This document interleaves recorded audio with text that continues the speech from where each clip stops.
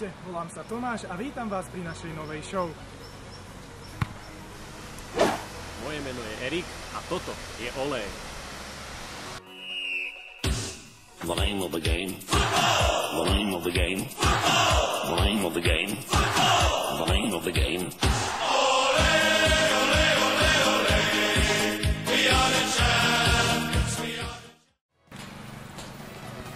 Ako ste si mohli všimnúť, sme na najväčšom a najkrajšom slovenskom štadióne. V prvom dieli privítame Lukáša Krešáka a Matúša Čonku, ktorí nám okrem futbalových zručností predvedú aj svoje vedomostné znalosti o Spartaku Trnava.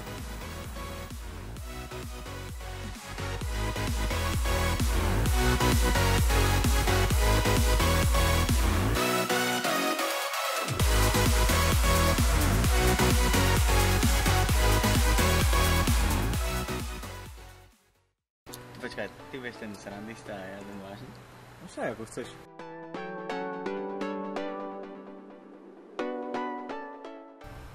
Vieš? Ja viem. Ja viem aj ja asi, ale tak... Devina.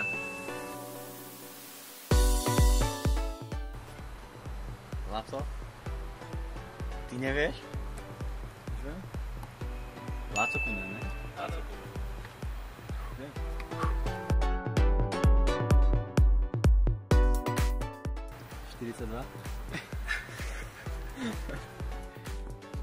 Päť, ale 3 šoj.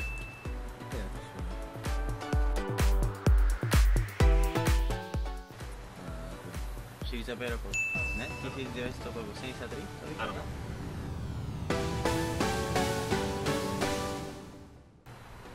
Dávno to bolo? Bolo to dávno, bolo to no... Však jak hrali s tým Ajaxom, ne? Či s kým to hrali? No, to až vtedy. Kde to bolo?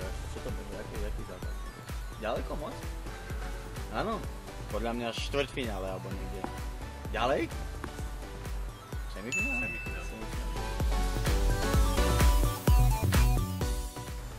Najlepší strelec Spartaka. Ja by som možno mal Tušaka, ale...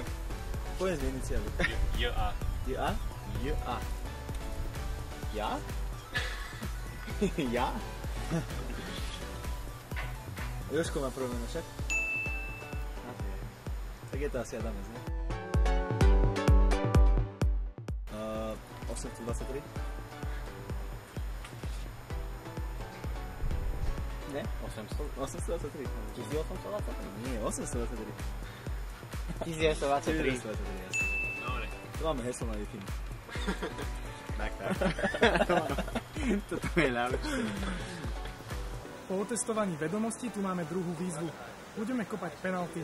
Každý má 5 pokusov na presne určené miesto. Doľava dole, doprava dole, do stredu, alebo doľava hore a doprava hore. Uvidíme, ako to dopadne.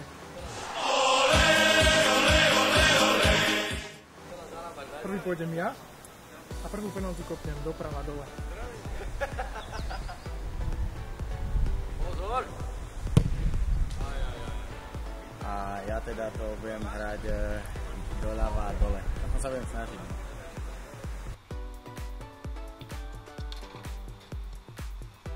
Zatiaľ je to remíza, tak sa nenechám zahambiť a idem to kopnúť tiež doľava dole.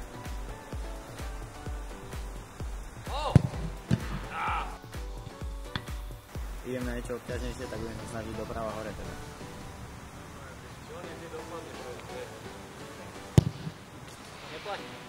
Idem do stredu.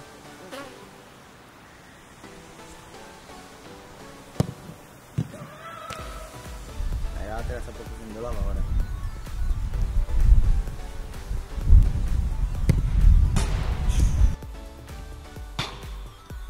Doprava hore.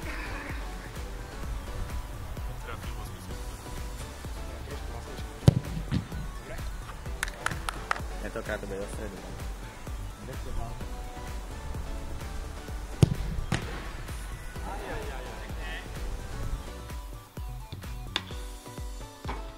Tak keď mi nechytíš, tak prehrám.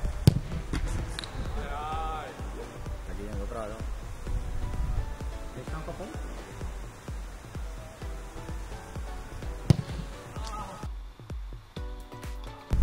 Víťazom Call Out Penalty Challenge sa stáva Matúš Čonka. Ak ste ste vydržali pozerať až do konca, tak vám ďakujeme za pozornosť a dúfame, že sa vám náš prvý diel relácie OLE páčil. Našimi hostiami bol Lukáš Grešák a Matúš Čonka. Ak sa vám diel páčil, nezabudnite dať like, prípadne odber na náš channel a dole do komentárov môžete napísať, čo sa vám na tomto dieli najviac páčilo a koho by ste chceli vidieť v budúcnosti.